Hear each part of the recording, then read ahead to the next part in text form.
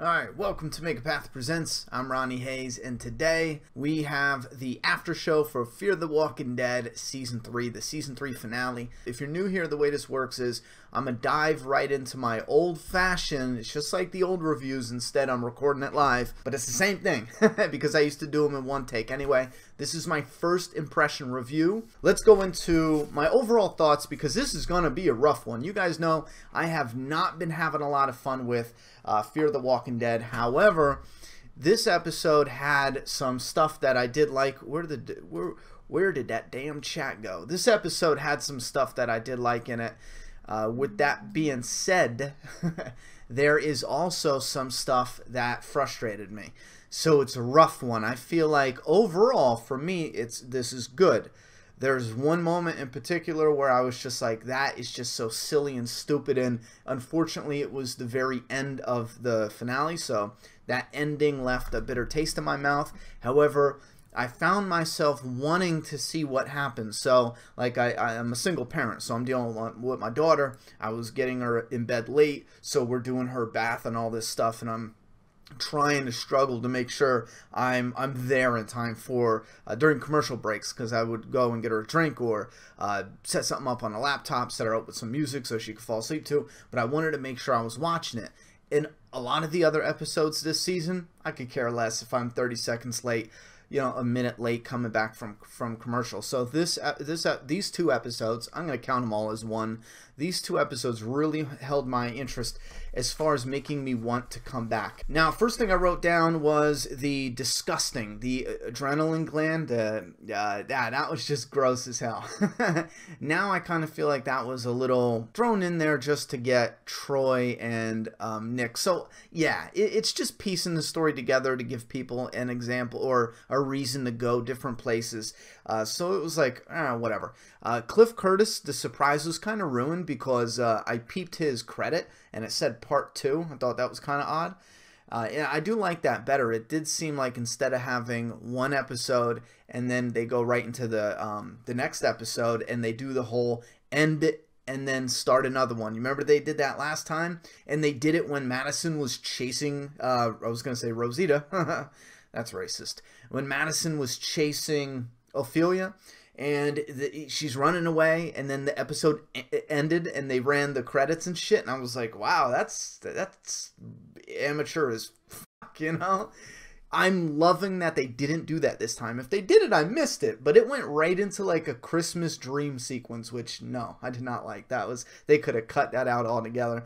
Walking Dead already did a dream sequence. There's so much that both shows have already done. Just drop it. In this world, oh yeah, when Madison was talking to Strand about the kids leaving and Madison not being chill about it, I liked her response. She's like, in a world like this, you gotta be crazy. I'm not gonna be okay with my kids leaving. And I was like, yes, Madison, exactly. That's dumb, stupid, or ridiculous that your kids would just bounce like that. And you shouldn't accept it or be happy or even, yeah, you shouldn't accept it, period.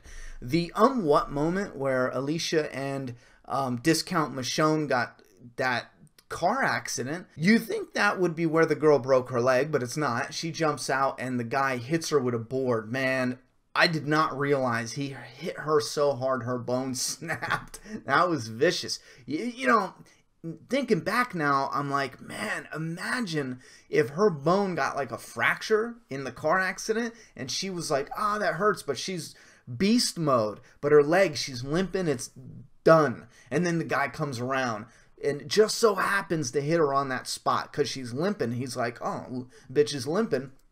And then the leg snapped. Oh man, little adjustments like that I feel like could have done so much more. I would have respected that chick. Does it matter now? She's probably dead, right? I would have respected that chick a ton.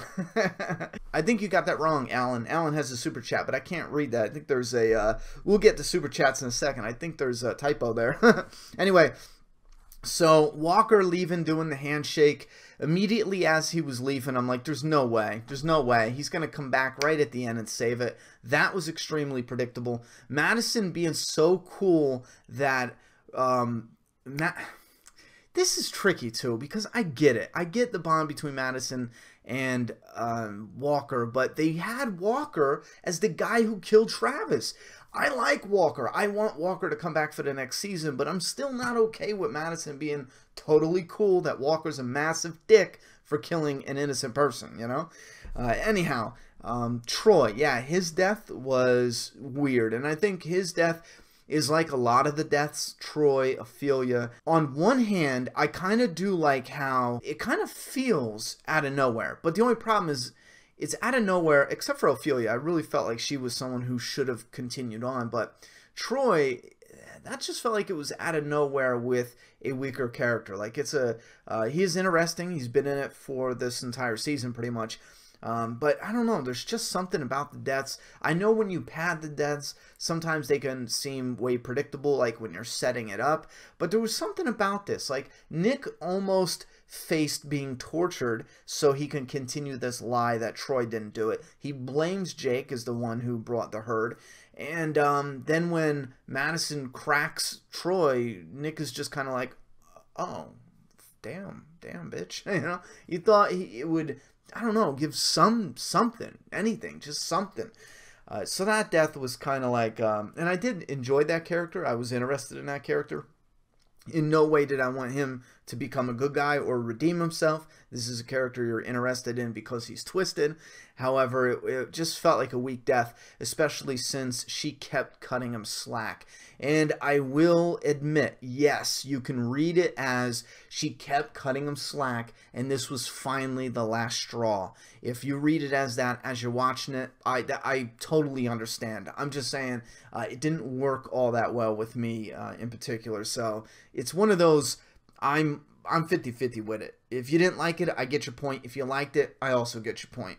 Now, with Daniel, I wrote nice, brutal. Oh, yeah, when he got shot in the face. Now, I like Daniel. I don't want him to die. I think if he dies, it's just one more reason not to tune into the next season. Because you got to keep, you know, a good solid amount of your cast that you really care about. And since a lot of fans are having problems connecting with these characters, it's just not smart to start clipping them all. But Daniel is a beast. And I did have a little issue with how he got popped, and then he turns around and he just is beast mode on 3 guys. I kind of felt like once him and Strand kind of got into the scuffle, I was thinking, oh, Strand is going to be the one to get it and be wounded, you know, severely, and then whatever. And I kind of felt like just for the convenience of telling the story the way they wanted to, Daniel ended up getting the unlucky moment where they got shot in the face. If you want to say that Strand, because it does look like Strand is a little bit bigger than him, taller-wise. He's got the coat on. I totally forget at this. He's wearing the coat for so long. I forget. He might have a little bit of size and just straight out-muscled him. That's all right. That's all right. I did notice Proctor John wanted Alicia to go to Houston. I wrote that down because I honestly thought they were going to separate the group again at the end of this. Well, they did, but I thought they were going to have Alicia go with him. Anyhow, what was this? Kill Nick because of Troy? What did that mean? Yeah, kill Nick. Oh, okay. Proctor John wanted to kill Nick because of what Troy did. And then he had to kill Alicia because he could never trust Alicia again for killing her brother. All right, plain and simple. Then he was going to let the mom watch for whatever reason. I guess let her go or kill her at the end. I don't know. I felt like he was going to let her go at the end. But here's how it breaks down. I feel like these characters could just be like, listen, Proctor John, we don't want anything to do with you. We're not here to stop you. We're not here in the war. And they're not. This is a place where they were trying to trade. Something bad happened. They just ended up at the dam, and then Nick hears his mom's in trouble and goes to tell her, let's leave, you're in trouble. I just feel like, even though Proctor John, you could say he would have just killed him anyway, probably would have, but, like, listen, dude, I'm not even there for that. I don't know. Again, I would have felt better about the scene if they said that and pled their case realistically instead of seeming like they're with the damn people. And Proctor John anyway just said, yeah, I don't care. I'm going to kill you anyway, you know? I would have felt better about that. Because think about this again. Proctor John only wanted to kill Nick because Troy was the one questioning what they were going to do. And then ask why Proctor John didn't kill his own people. And this is what I have a big problem with. Proctor John's own people told everyone who came around asking what they were going to do. They did not know Nick from any other random stranger. He just got, not Nick, Troy. Troy came up and Proctor John's people told them the plans. His own people should be on that firing squad. That was a hard pill to swallow. I thought that was just dumb, just a huge plot hole, because if this was so serious that you're not supposed to tell, his people would never have said anything to a stranger to begin with. The walking to the death on the bridge, I did think this was a very tense situation. I love this. I was worried that they were going to put the characters into a situation where it was certain death, and boom, they escape it. They ended up doing that. The CW is a channel that does that horribly. Every single character faces, like, the 100. Alicia's from the 100. And a lot of people told me, hey, it's kind of apocalyptic, check it out. And that was actually the main reason why I stopped watching it. I can't watch a show with false tension. I can't do it. It's like nails on a chalkboard. And when you watch that show, everyone faces certain death. And then they get out of it, you know, in the most ridiculous ways. So they're walking to their death. And I'm loving this moment because I'm actually feeling like they're in trouble. Like, they're legit. For the first time in probably the entire Fear the Walking Dead series, I feel like they're in trouble. And I'm enjoying the shit out of this moment. I love it. However, the emotional action, the scene, they're walking to their death, and it looks like they just got scolded and they're being sent to the corner. You know what I mean? Go watch that scene again. That is not the face of 3 people who are being walked to their death. And they're a little bit hardened at this point in time, so I don't really expect them to be like just a ball of mush. But I do expect them to just kind of be like, this can't be how it ends. Are you shitting me? Or nervous or scared or just hesitant. I don't know, just something. And it was not there. Lacked total emotion for that. We got the detonate and then a commercial. I wrote that down just because they have this scene, and with making shows, you have to write the commercials in there. They don't just randomly, oh, I think we're going to put a commercial here. They structure it. There's a way to structure TV show episodes for commercials. And I'm sure every now and then they edit it around commercials, but they have a pretty good idea when they go into this, and when they film it, they have a really good idea where they're putting the commercials. However, they built up a nice, fantastic scene after just coming back from a commercial. And I don't mind that they're commercials. That's just something you got to put up with getting it on TV. What I'm saying is they know you just came back from commercial. You have this tiny scene, you know. You build up the tension, and it's at this is a great moment. And then, boom, they interject a commercial. I thought that was a really shitty idea. Dinner's dream sequence, we're not going to go into this much with the Christmas shit. Ugh, I just wanted to throw up.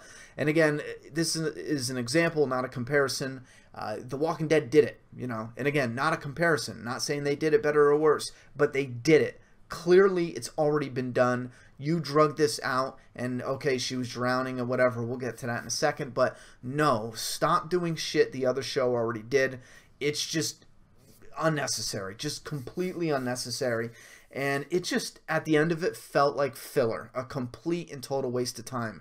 After a while, I think in the very first time they showed the dream sequence, when she was talking to Lucy, holding the baby, you can hear the water muddling. So you know she's drowning, Nick's drowning, Alicia, someone's drowning. Total giveaway. What kind of bullshit is that? Wait till the last moment and then do the muddling, drowning scene. You know what I'm saying? And it wasn't a big spoiler. It was just they showed their hand too early. Let me know if you guys thought that, because the moment I heard the muddling, I'm like, oh, here we freaking go. What do we have? Daniel's a badass. Yeah, I like that little John Wick scene. Love it. I'm a big fan of Daniel. I love the charisma from the actor. Wanted a little bit more too. I wanted him to do a little beast mode. We got a little bit. Let me bring this up because I skipped it though. The war, when they attacked the dam, that little mini skirmish, hated it. I don't know what the hell they're doing with their camera angles, but it's just sloppy. It just feels sloppy.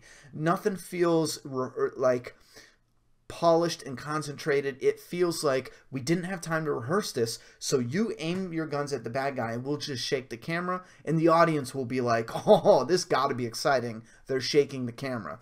And I don't know anymore. It's just, it pulls me out of it with that. Bad CGI. Hold on, because there was some fantastic CGI. It gets a little tricky on TV. I don't know if your connection does the same thing mine does, but for some reason with digital, we got a high definition channel. We got a big, like, our internet is solid. It's really good. It's not the best. It's not like Google Fiber, but it's really good in this apartment. However, all the time on AMC, the high definition channel, you get those little glitches, or not glitches, but the pixelated blocks. Even though there's no storms, I'm not running any other internet. I'm watching TV, and the channel still, the high definition channel still looks pixelated like that. It just doesn't make any sense. So from what I can tell, the CGI with the explosion and the dam looked fantastic. Up until the one moment where the raft went in, and then they showed this flow of water. Now, I don't know if it was altogether the pixelated stuff that happens every now and then, but the water coming in just looked terrible. Now, if I rewatch it and it was the fact that the service did something where it was pixelated, I will take that back about the CGI. But I do feel like a lot of the CGI for the dam part was great. It didn't pull me out of the story. It was just that one moment where they showed the water gushing out, and the water looked kind of PS3 graphics wise. All right, so Travis at the very end, I don't give a shit. I was disgusted at this. I like Travis. I'm glad he came back and filmed this type of scene, and I like what they were going for. I think their heart was in the right place with the she's near death drowning. Travis is pulling her out of the grave in her dream hallucination, and she gets sucked back under, and she's back in a real world. I kind of associate this with the zombie that got hit by lightning. I hated that scene. I still hate that scene. I think it's utter ridiculous. And then this is all the same. Ripped me right out of the moment. And again, too, this is a positive thing. The show built up a moment for me where I was enjoying it for the most part. With the biggest con is the fact that I haven't been enjoying it or enjoying the characters for this whole season. I've admitted it repeatedly. It's just not my cup of tea. The direction they're going, the writing team, and the directing, the editing, the product that they're putting together, it's just not there for me, and it's not gripping me. Therefore, since it hasn't, I'm not getting a lot. I'm not getting a lot of rewards, a lot of satisfaction, a lot of enjoyment, especially when there's a good episode like the season finale. I thought it was good.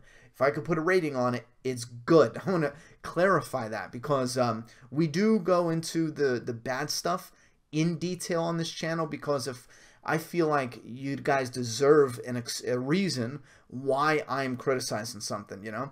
And then we kind of breeze over some of the good stuff because obviously, yeah, if that was good for this, and this, it's just easier to explain. Anyhow, yeah, the Travis scene, she's underwater, drowning, and I couldn't buy it. It was like jumping a shark.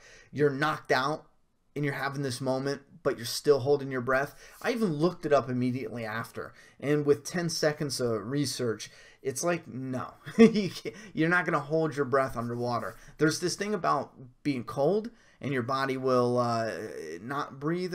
That's a discussion for another day. Yeah, Travis was pulling her to heaven and she was pulled back down to life on Earth. Yeah, that's fine, but that. Same thing with the lightning, with the whatever. Keep religion and God and afterlife and all that crap. Keep it the hell out of that. And I'm not talking about religion, so be careful, or I should be careful how I'm saying this. I'm not talking about it being like that. I'm talking about it being grounded in the real world, and there's no these angels and divine intervention and this and this and this. It's not, that doesn't or shouldn't exist in the world of The Walking Dead. It's like real life. You know what I'm saying? God doesn't come down and go, oh, I'm going to help out. Everything's just a matter of coincidences or miracles. Is just things that happen less. That's it. So that's how I like The Walking Dead world to be. And with Fear the Walking Dead, yeah, just didn't buy that whole dream sequence. Now, at the very end, though, with her, the water flooded down, this is kind of like a clean slate thing. I believe before I shut off Talking Dead, I heard Madison say that for her, I'm sorry, Kim Dickens say that for her, for Madison, she paid the price for a lot of these other people to get water and for their survival, and like she kind of saw it as that, so it wasn't as bad of a thing. But in the same strength, I just I feel frustrated because does it matter?